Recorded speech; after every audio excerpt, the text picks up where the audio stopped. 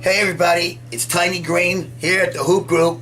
A little different venue than what we normally do. But I wanted to get this video out today because there's a couple of things that I want to talk about, surrounding the shore. First of all, hopefully everybody is getting prepared for their seasons. I always say this time of year is kind of like the stretch run up to the season. You have all the freshmen who've been part of the culture of whatever high school team they're part of. They know the routine. They feel part of the program. They get to know the kids in their program. And now it's just a matter of making sure they're ready for the real practices. See, the practices that'll take place at the start of the season are completely different than the ones that take place in the summer. The coaches kind of have an idea of what players coming back are going to play, and then they have an idea of what their needs are, and hopefully what freshmen will have an impact. But these freshmen have to perform in that new environment, that new culture, whatever coach, whatever school has prepared for that kid. So it's not that easy. But hopefully everybody is in the gym 4 or 5 days a week. I say 6 days, but I'm a little different than most. And they're grinding right up to the season. So let's hope you're at a Core Skills. We run Core Skills down here every Tuesday and Thursday. I'm not sure how any kid can miss something like that. It gets you ready. You're playing against fresh faces. You're doing fresh drills. It's healthy for any kid to get in that kind of program. Of course, there's point guard on Mondays down here. Come on down. Join us for point guard. Thursdays is the dead-eye shooting, which reminds me, so many of you are missing an opportunity to get down here before your games and to shoot. But those are all things we can talk about later. But start preparing for your season now. If you've been a little bit slow getting to the table in this area, it's not too late. You have 5 weeks. Start running, shooting, weightlifting, dribbling, whatever you need to do. Now let's talk about some topics. 1, we've got a ton of injuries this fall. Look, injuries are part of the game. We understand that. But I've never seen so many kids injured, ACLs, that type of injury, than I've had in a long time. You have to go back 5 or 6 years ago to see so many impact players who are fighting injuries. So let's hope everybody can get through those injuries. Now, there have been some real surprises for me this fall that I would like to talk about. First of all, Shannon McCoy from Barnegat High School. Boy, it just goes to show you how sometimes you can get lost in your environment. And this is a kid that is a really talented kid who I believe is going to step it up.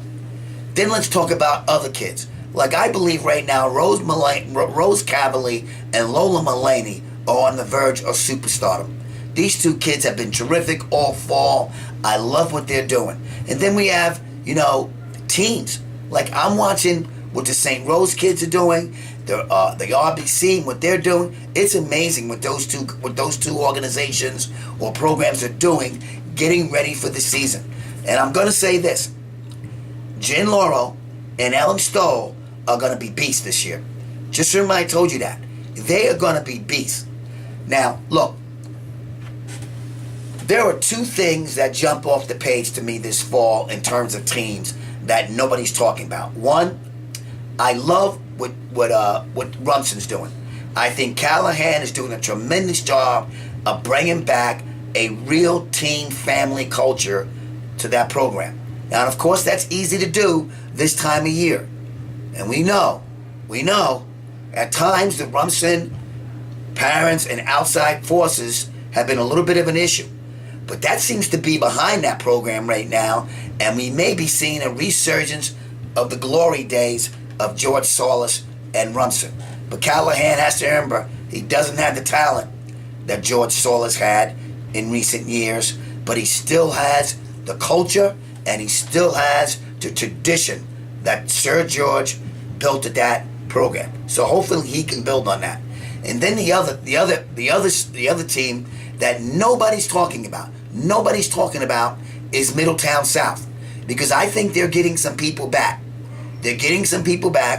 And they've got the freshman Kayla Richardson. I think they're going to be a surprise team this fall as well. So the fall is gone. Pretty much the way I expected it to go, except for the injuries, and sometimes you just can't avoid injuries. I could sit around harping on AAU, but I'm not going to do that because there's no proof.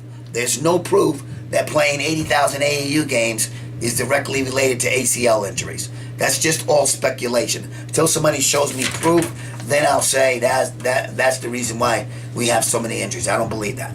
Now, in 2 weeks, I'm going to put out my top 10. I'm going to put out my picks for the winner of each division. Now, no, the divisions have been changed this year. They're not the same.